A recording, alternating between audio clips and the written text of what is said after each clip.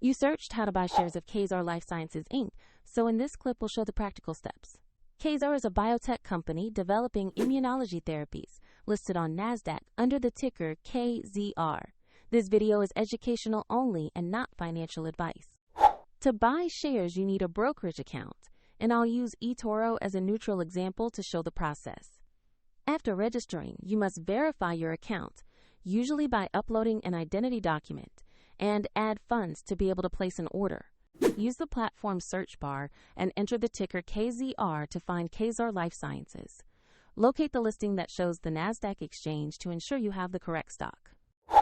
On the stock page, you'll see basic company information and a price chart for the share. Confirm the company name and NASDAQ ticker so you're sure you selected the right asset. To invest, click Buy. Choose the amount you want to invest and review the order details before confirming. If the market is closed, the order may be queued as a market or limit order, and if there are not enough funds, the platform will prompt you to add money before it can complete the transaction. Once executed, the position will appear in your portfolio view.